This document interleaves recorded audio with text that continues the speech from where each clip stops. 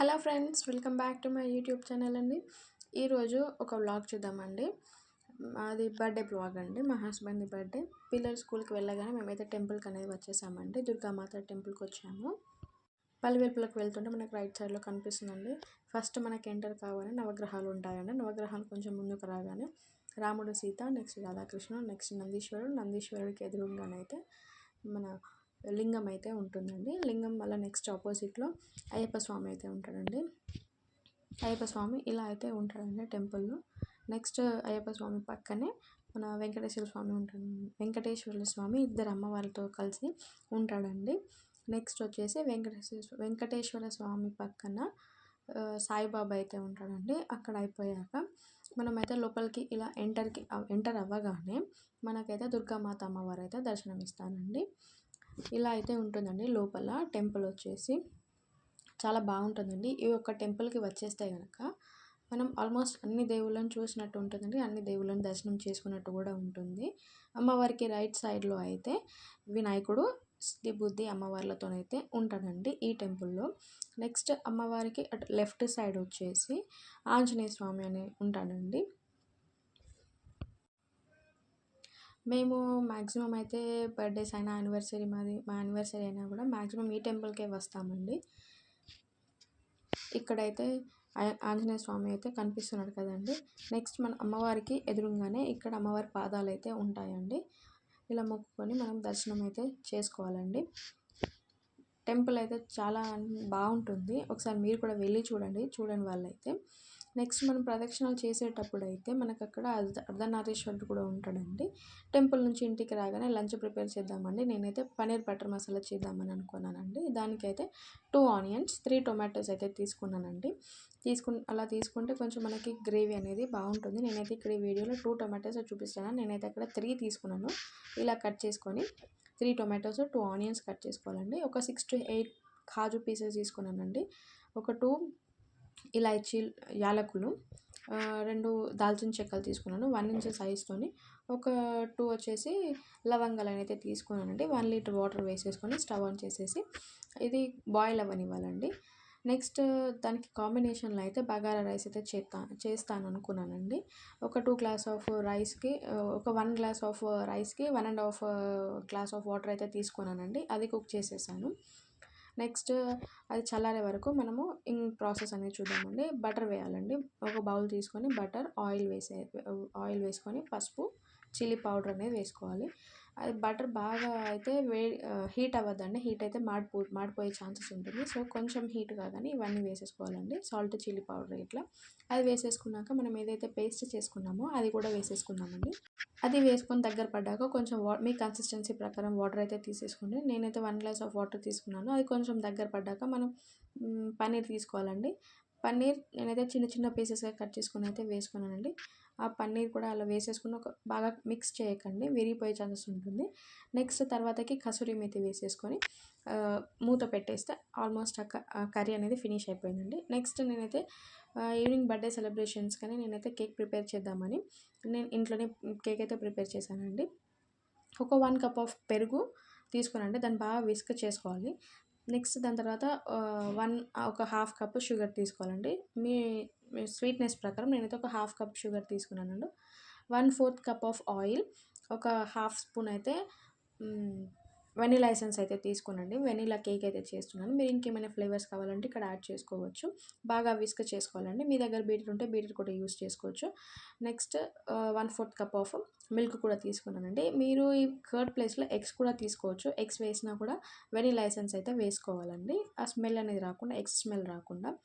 మనం ఏ కప్పుతో అయితే కర్డ్ అయితే తీసుకున్నామో అదే కప్తో మైదా పిండి అయితే తీసుకున్నానండి నేనైతే. మీరు గోధుమ పిండి తీసుకుంటే తీసుకోవచ్చు అండి. లంప్స్ లేకుండా కలుపుకోవాలండి. ఫోల్డ్ అండ్ కట్ మెథడ్లో.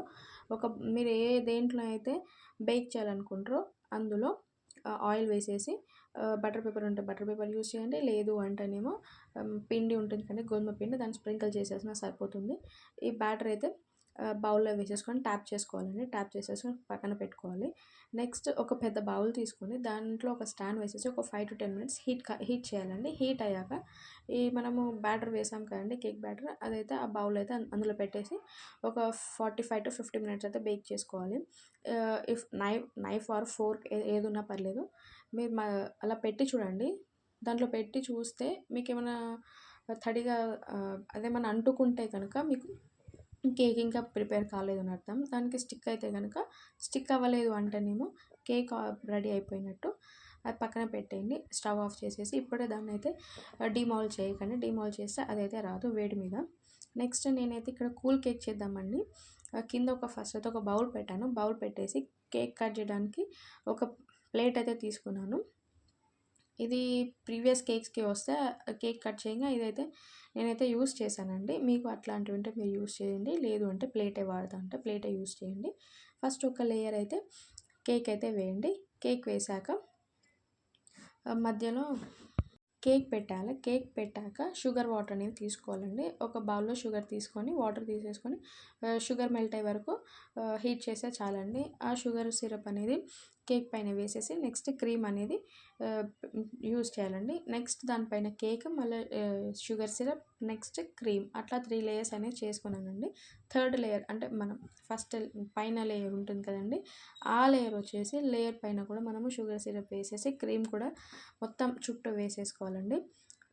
కొంచెం కూడా మనకు కేక్ అనేది కనిపించకుండా మొత్తం ఈ క్రీమ్తో అయితే మనం కవర్ చేసేసుకోవాలి. మనం బయట దొరికే కేక్స్ ఎలా ఉంటాయో అలా ఉంటుంది. కాకపోతే నేను దీంట్లో ఆర్టిఫిషియల్ కలర్స్ అనేవి ఏవి యూస్ చేయలేదు. కేక్ మొత్తం ఇలా రెడీ చేసుకున్నాక మీకు ఎలా డెకరేషన్ చేయాలనిపిస్తే అలా డెకరేషన్ చేయండి. నేనైతే ఇక్కడ చెర్రీస్ అండ్ స్ప్రింకిల్స్తో డెకరేషన్ అయితే చేసుకున్నానండి. నీట్గా స్పాచులాతో నీట్గా ఇలా కవర్ అయితే చేసుకోండి. క్రీమ్ మొత్తం స్ప్రెడ్ చేయండి. నెక్స్ట్ నేనైతే ఆ క్రీమ్ ఎలా ప్రిపేర్ చేశాను అంటే ఒక 200 grams ఆఫ్ బటర్ తీసుకున్నాను, అన్సాల్టెడ్ బటర్. అది మొత్తం మనం విస్క్ చేసుకోవాలండి. ఇప్పుడు ఇందులో ఈ వీడియోలో ఎల్లోగా కనిపిస్తుంది కదండి, ఎల్లోది కాస్త వైట్గా వచ్చేంత వరకు దాన్ని విస్క్ చేస్తూనే ఉండాలి. ఈ విస్కర్ కంటే మన బీటర్ అయితే బెటర్ అండి, తొందరగా అయిపోతుంది. ఇది చాలా కొంచెం రిస్కీగా అనిపించింది నాకైతే. అందులో కొంచెం షుగర్ పౌడర్ కొంచెం వైట్గా మారాక షుగర్ పౌడర్ అండ్ నేనైతే ఇక్కడ కస్టర్డ్ పౌడర్ యూస్ చేశానండి. కస్టర్డ్ పౌడర్ కూడా వేసేసి విస్క్ చేయండి బాగా. ఎప్పుడైతే మనకు క్రీమ్ అనేది మన బౌల్ అనేది ఇట్లా బోర్లిస్తే క్రీమ్ కింద పడకుండా ఉంటే మనకు క్రీమ్ అనేది ప్రిపేర్ అయినట్టండి. అలా క్రీమ్ మొత్తం కేక్కి స్ప్రెడ్ చేశానండి. స్ప్రెడ్ చేశాక పైన డెకరేషన్ కోసమని ఒక మిల్క్ ప్యాకెట్ కవర్లో మిగిలిన క్రీమ్ ఉంటుంది కదండి, అది వేసి చిన్న కట్ చేసేసి ఇలా అయితే వేసేసానండి. రౌండ్స్ అయితే వేసేసాను. వాటిపైన అయితే చెర్రీస్ అయితే పెడుతున్నానండి. చెర్రీస్తోనే ఆల్మోస్ట్ కేక్ అంతా డెకరేషన్ చేశానండి. చెర్రీస్తోనే చేశాను. మీకు కనుక నచ్చినట్టయితే మీరు కూడా ఒకసారి ట్రై చేయండి. ట్రై చేశాక ఎలా వచ్చిందో నాకైతే కమెంట్ సెక్షన్లో కమెంట్ చేయండి. బర్త్డే రోజుకైతే కేక్ అయితే ఆల్మోస్ట్ ప్రిపేర్ అయిందండి. కేక్ మొత్తం ప్రిపేర్ అయ్యాక ఒక half an hour to 1 hour వరకు అయితే ఫ్రిడ్జ్లో పెట్టేయండి. ఇలా అయితే వచ్చిందండి లాస్ట్కి. హ్యాపీ బర్త్డే అనేది నేను అంటే బాబు బర్త్డేకి వచ్చినప్పటిది అదే యూస్ చేశానండి. ఇప్పుడు మై అనేది కూడా నేను మిల్క్ ప్యాకెట్ కవర్లో క్రీమ్ వేసాను కదండి, దాంతోనే రాశాను. మధ్యలో చెర్రీ అది తీసేసానండి. అంత క్లమ్జీగా వచ్చి బాగా అనిపించక ఒక చెర్రీ తీసుకొని అందులో హాఫ్ కట్ చేసి టూ కొంచెం క్రాస్గా పెట్టానండి. ఆ 2 చెర్రీస్ అనేది అలా అయితే వచ్చిందండి కేక్ మొత్తము. ఇవైతే మార్నింగ్ టెంపుల్కి వెళ్ళిన పిక్స్ అండి.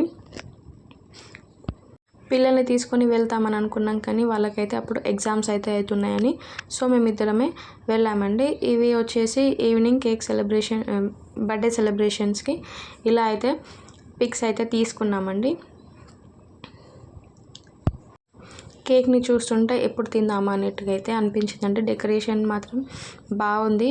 ఆర్టిఫిషియల్ కలర్స్ ఏవి యూజ్ చేయకుండా ఇంట్లోనే కేక్ అయితే ప్రిపేర్ చేసేసుకున్నామండి. ఈ పిల్లలతో అయితే ఇలా అయితే సెలబ్రేషన్స్ అనేవి కంప్లీట్ అయిందండి. అన్నిట్లో అయితే మా చిన్న బాబు అయితే కామన్ అండి.